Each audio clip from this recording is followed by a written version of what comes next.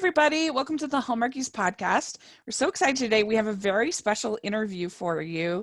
We are talking all things holiday baking. There's nothing Hallmark fans love more than some good old holiday baking. And we've got an expert here to help us with our holiday baking, give us some inspiration. And we're talking with Trish Ann DiFonzo-Walters, who is a professional recipe maker, and we're excited to have you on the podcast. Thanks so much, Trish, for coming on. Well, thank you so much for having me. I'm so happy to be here today. We thought of this idea with the upcoming Christmas cookie matchup at Hallmark Drama.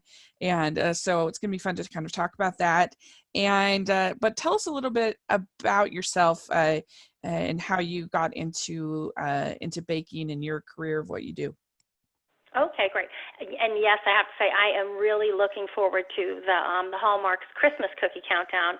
As you said, that is going to be, I guess, premiering not too far away, not pretty soon here. I consider myself a home cook, but I have entered into some contests I did very, very well with some with a national and international brand company, which I've been featured on their websites and across their social media. And I have been cooking my entire life. Both of my parents actually were very creative cooks in the kitchen. And so I basically learned everything from them, and then also did some things, classes and things like that in school along the way, where I learned lots of things too. And so I've kind of incorporated what I've learned at home from my parents with things that I've learned in specific courses and put them all together. Basically, that's it. Yeah. So did you do a lot of baking, like growing up with your family, like you and your mom maybe baking or at Christmas, or was it something that you grew up doing? Actually, I did. I grew up with a love of baking. Both of my parents actually had an Italian dad and an Irish mom, and they loved to cook. They were in the kitchen cooking all the time, special recipes, family recipes, and I learned from a very young age how to cook.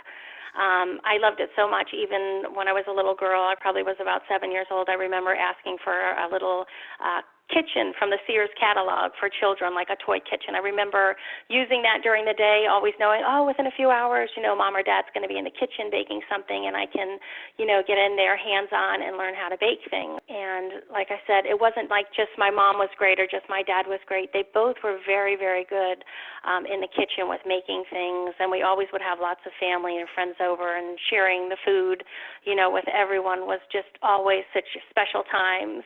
But I also learned that you didn't have to just make things a certain way and keep repeating that same recipe. Mm-hmm. That the thing about food is that you can get really, really creative with it. And when you do, you find this magical thing happens where you're changing the look of the food and the flavor of the food. And it just can be wonderful.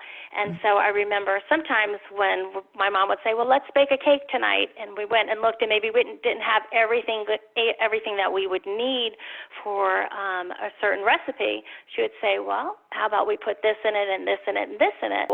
That was always the most fun, was putting all these different things into the batter and seeing what it would be. And I remember asking my mom one night, well, what kind of a cake is this then? Because, this isn't a certain family recipe. Yeah. We're not following a recipe. And she said, it's a surprise cake, because it's a surprise. We're not going to know exactly what it tastes like. It's kind of, like putting this all together, and when it comes out, you taste it, and you say, oh, what a delicious surprise this is. And so with a lot of the things that I have done as an adult was changed recipes up or making them, I call them, you're making them original at that point, because you're creating something new. Mm-hmm. And you're making it, putting your own twist on it. Yeah. It kind of reminds me of my grandma. She, when we would mess up and things wouldn't turn out the way that we wanted in a recipe, my grandma would always say, well, just call it something else. Call it something new. Something new. And that's exactly right. And that's exactly right, Rachel. That's what scares a lot of people in the kitchen, though. I know people that say, oh, well, I don't bake or I don't cook. It's just too much. It's too complicated. And the thing is, it's really not complicated. It's really fun and freeing and creative. It's a way to make things. For me, when I cook, I don't say, I want that same thing every time over and over again. Yeah. Some people do, but for me, I like saying, what if I put this in this? What if I try that? What if I make it original? And I've done that with brands that I've worked with, where they have a product and it's already made, and I'll take that in my kitchen and I'll mix something else with it. I'll put something else in it. I'll add a different flavor to it. I'll coat it with chocolate. I will do something with it to make it an entirely new original recipe. And it'll have a similar taste, but a different taste. Yeah, I think that baking is a little harder just because there's certain chemistry that needs to be there in order for that chemical, as opposed to cooking, where, if I'm making a stir fry, I can put whatever sauce I want, or I can put a little more of this, a little more of that. Whereas like when you're baking, you have to have the right amounts of baking soda, baking powder, eggs, things like that in order. You can't just not have eggs. It's not gonna or whatever. Right. It's not going to work. That's very true. Yeah. That's very true. But you can take some of those things and switch them. You can do half of certain things or change it up somewhat. Also, like if you're doing things, I remember one recipe that I did, I was making it with fruit. And when I was making this original recipe, I was like, okay, the fruit is falling to the bottom of the cake. I have to figure out what I need to put in here to make it so the fruit is within the cake itself. And I had to make the recipe 5 times in my kitchen, all in the same day. I made it 5 times. I made it over and over till I got the ingredients exactly where I needed them to be for that recipe. But I certainly did make it happen, where the pineapple and the banana chunks and those pieces were within the cake. So when you sliced it, it looked beautiful. It didn't look like it was all sitting at the bottom of the cake. Yeah. Yes, you're right about that. And it does take time to figure out, the right combination of ingredients to make your recipe what it needs to, because the recipe is not only about, what it tastes like, because it could taste delicious and look really bad, have a bad presentation, and sometimes that turns people off because they're like, ew, I don't want to eat that. But, you want it to look good, you want it to taste good.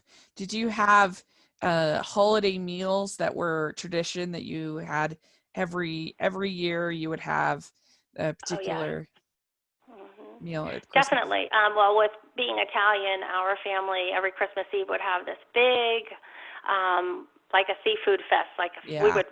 We would have all kinds of fish, and we would have everyone come over the house. We would have relatives, we would have friends, we would have people from our church, we would have neighbors come over. We would have just about we would have a whole house just full of people. And my parents would be cooking for the whole day. They would go to the seafood store the night before, and the whole next day they would be cooking. And it was everything from fresh fish to shrimp to calamari to lasagnas and raviolis and big salads and everything. I mean, so that was we would always have different things, but during the year that was our big thing. That was tradition for us. I think that's one of the reasons I love Hallmark so much too. It seems like so much is centered around the backdrop of love and family and relationships and togetherness and those type of things. I think that's why so many people, love Hallmark. Yeah. I think that's definitely true.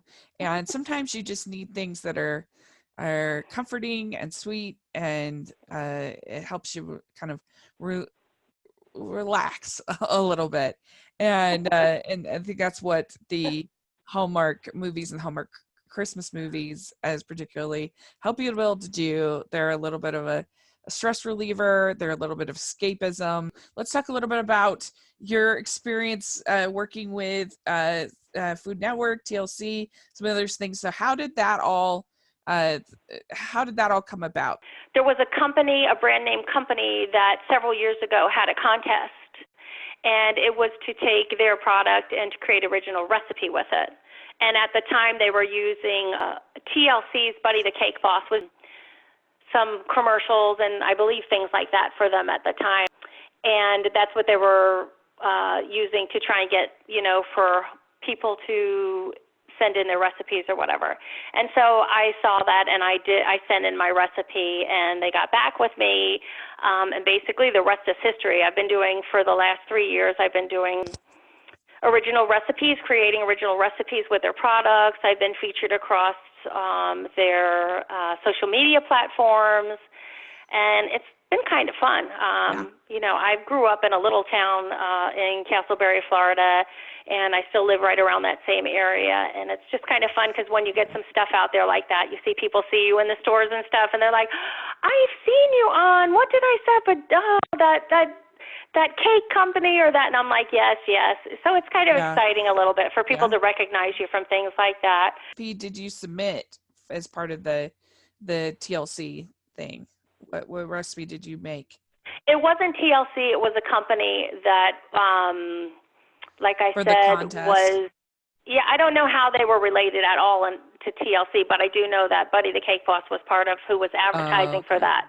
And that was 3 years ago in 2016. So I don't think that they were interconnected with TLC, I think, with him, but he is more, I don't know how that, how that all works. I get it. But my feature that year, my featured video was right next to Buddy the Cake Boss's featured video for TLC on the same page for that product. Okay, I got it. When you sit down to make a recipe, what's sort of your process? You said that you would sometimes make something 5-6 times, maybe even more. But how does that all work? Do you go to the store kind of and just sort of brainstorming there? Do you have a sort of a plan or with what you want to do, or how does it? I do. Well, since I bake stuff all the time, I usually have a lot of stuff on hand.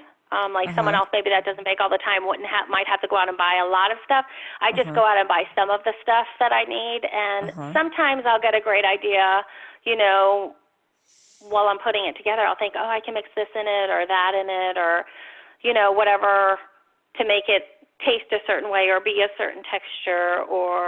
So that's sometimes why I do things, maybe a couple of times or a few times. That one with the fruit cake, that was the first time I think I've ever cooked anything that many times because I could not get that fruit to be evenly distributed throughout. And then I figured out how to do that. But usually I have stuff on hand, but I do go to the store to buy certain things that I need. But it's just like anything else. It's all kind of just figuring it out while you're doing it and trying it because you really are creating something. So you don't know, sometimes the batter looks wonderful and great, and you put it in the oven, and you can tell that it's not cooking right, and then you're like, I think I need to add this to it. Because once you do this for a while, you know what you need to put in something to make it a certain texture or to make it more fluffy or to make it, more spongy or so. Let's talk real quick about these cupcakes that you were inspired to make for the Shoe Addicts Christmas. You watched the movie, and you thought, this would be really fun, and you guys should take a look. We'll try to tweet out a picture of the shoe cupcakes because they are really cute. So tell us about those and how you got the idea to make those. Okay, first of all, I got the idea to bake them because I saw the premiere was getting ready to come out for Hallmark's The Shoe Addicts Christmas. I am not going to miss this tonight. I get so busy during that time of year. I remember it was last November, and I was like, there's always something to do. It's before, you're in the midst of that holiday season. I am like, I am definitely I'm not going to miss this show. And so anybody that tried to get me to do something, I'm like, I'm not missing that show. I'm staying home, Well, then I had like a few hours before the show. I'm like, you know what I think I would like to do? Maybe I should go in the kitchen and put something together that, would be fun to eat while I'm watching this show. And I remember just thinking, a Shoe Addicts Christmas, got to be something about shoes, So I thought, how could I make a shoe? And then I thought, I can make a shoe with a cupcake. And then I started kind of in my mind designing how I would put the shoe together so that it would all be edible. And so I ended up, they look like high heel shoes. I don't know. I ended up taking a picture of them, and I don't know if I tweeted it out or I put a video out, and very rapidly it started getting a lot of likes. Everybody's like, those are so cute. I love those. What a great idea. I think right now it has like over 8,200 likes or something on it. But people just like it. And a lot of the Hallmark groups and, that are online in the Facebook groups, everybody, thumbs up, love it, like it. So I just thought, sometimes, it's fun just to do something like that on the spur of the moment. And I certainly didn't expect for that many people to even like it. I just thought it's a cute idea. And my gosh, they're so delicious. But I was getting a lot of little emails of women saying, oh, I love this. We could get a group of, girls together and watch Hallmark movies, and we can make these desserts together and things like that. And I was like, yeah, that's true. They're like, can you share some more recipes? Can you do a little thing somewhere that we could go to? Yeah. And so I'm like, sure, I can. But right now, I had a website, but right now I'm updating my website. It's From the Heart with Trish Ann, but it's right now under a total reconstruction. Some of the things for recipes, I just kind of give out the recipes as we go along. But for me, with baking and doing stuff, really started back several years ago, even before, I want to say it was early 2016 when I saw for Food Network something where they had an Instagram challenge for one of their Food Network chefs, and I entered it, and I did 3 different little videos, and I was called back by their producers, and I had to fill out all this paperwork. They were going to put my video on the show, and so I thought, I was so excited. That was wonderful for me. I just thought, how could this happen to just, a little girl that grew up in this tiny little town of Castleberry, Florida, in a very traditional home. I'm so humbled, and I just didn't even know how I could even be selected for something like this. Ended up when they did the show on the Food Network, I was put on the show opening, like a picture of me on the show opening. And right after that was when I saw, I was like, well, that was nice. They didn't actually have me on the show, but I was on the show opening. And then right after that, I saw when this other major company had, with, I said, TLC's Buddy the Cake Boss was advertising it for their product. And I thought, you know what, I just did pretty well with the Food Network thing, and I was on a Food Network show opening. So you know what, I think I'm going to do this. And sure enough, I got a call back from them, and I was like, are you kidding me? I was so happy. Like I said, last November, I was getting ready to watch that Hallmark movie, and I was like, I am not missing this, A Shoe Addict's Christmas. I'm not missing this. And that afternoon, I said, I'm going to put a little something together in the kitchen that I could watch that will be fun and cute. And then I kind of put a video out there for it. And I never expected that so many people would just love it and say, what a great idea. And I've had so many people just send me messages and say, can you do more stuff? Can you do more? What can you do for another Hallmark movie that's coming up? What can you? And again, this is something that I'm kind of just doing on my own. And people are just like, this is really the greatest idea. And then it pulls more into it. It gives us another level of not just watching the movie and anticipating it, but being able to share something fun and yummy, while we're watching it together. So that's kind of where it all stemmed from. Good, great. Well, that's great. And so let's talk a little bit about this show, this Christmas cookie matchup.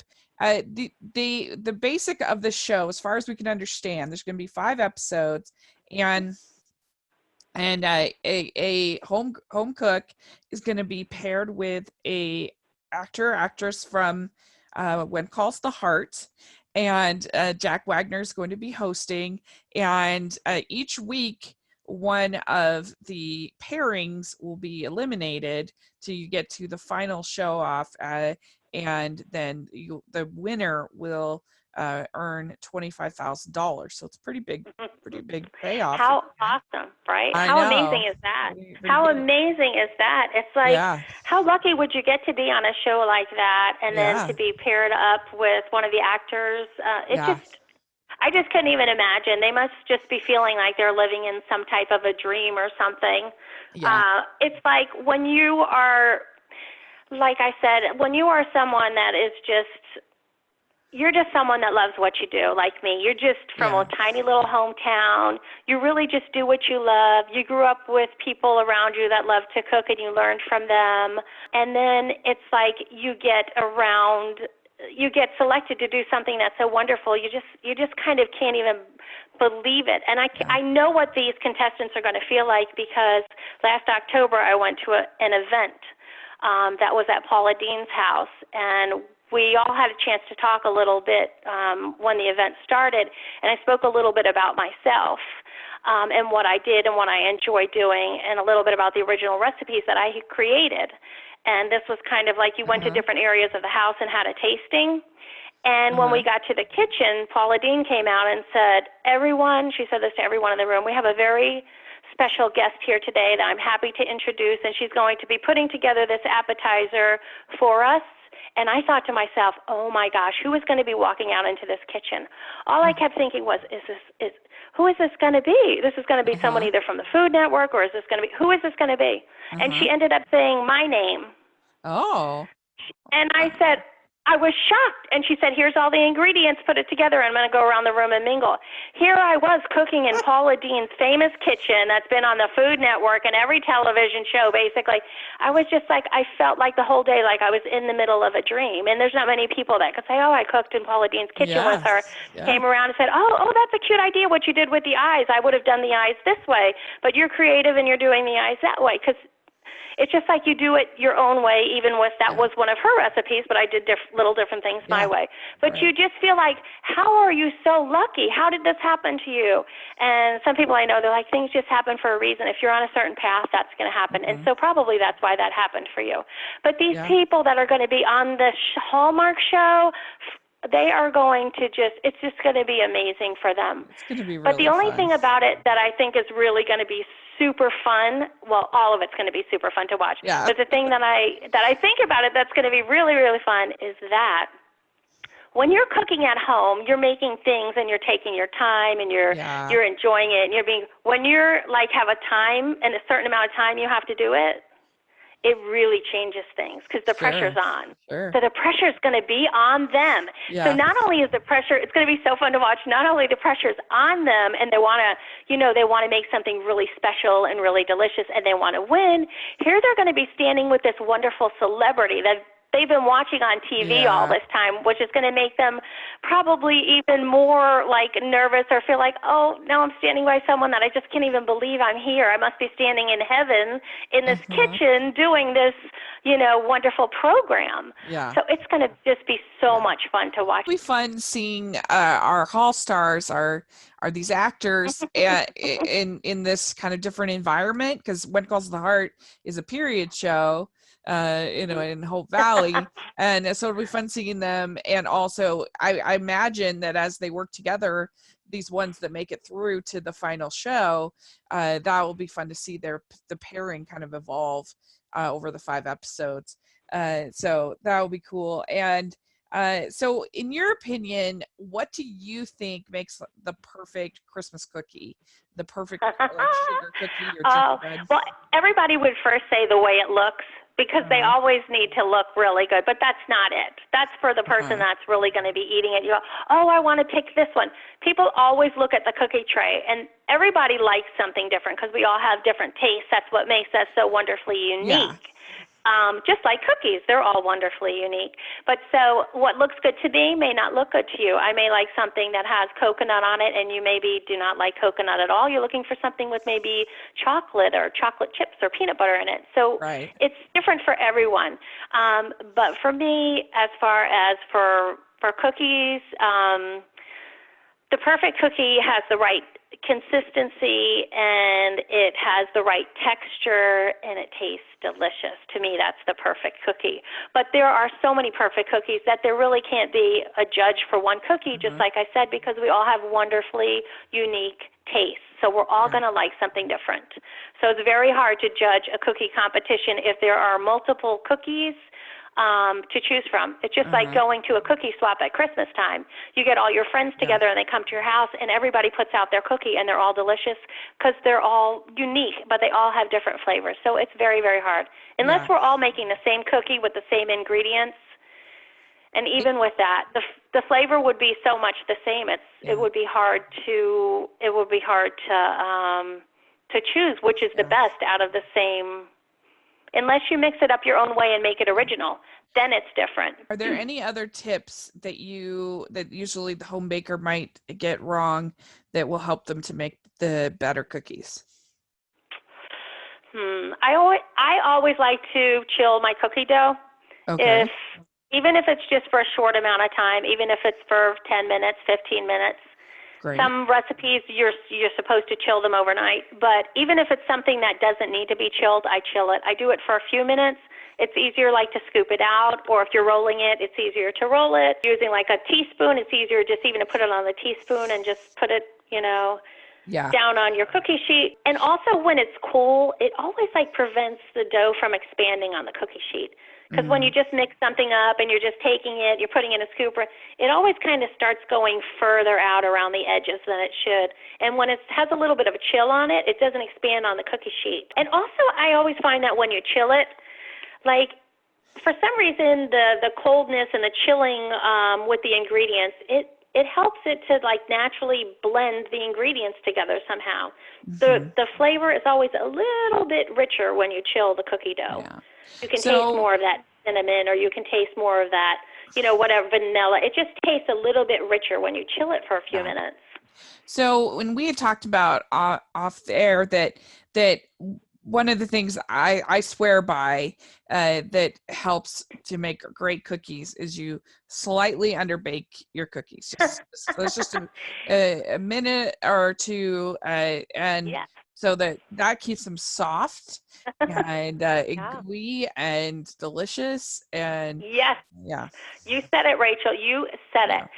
So people always say to me, so when I'm making a cookie, how do I know when the cookies are actually finished baking? Yeah. So even if you have your oven calibrated and you know you're at the right number, I always watch my cookies while they're baking. I keep checking on them. Do I open the door? No. Once you open the door, you're letting the heat out. You're changing the temperature within the oven. So kind of peek through and watch your cookies when they're baking. I always say they're usually done, when the outside edge of the cookie is like a light golden brown. Some people say, oh, when the edge of the cookie is brown. And people say, well, I let the edges of the cookie get brown and the underneath burnt. Well, you don't want to wait till the edges get brown. You want to look at the cookie's edge. You're looking for a light golden brown. And then the cookie looks set when you're looking at it too. It doesn't look like it's soft or there's any type of a movement. It doesn't look like part of it is raised and part of it is flat. It just looks set. It looks even around the cookie, and it's a light golden brown, not a brown. And then again, just like you said, Rachel, you're exactly right.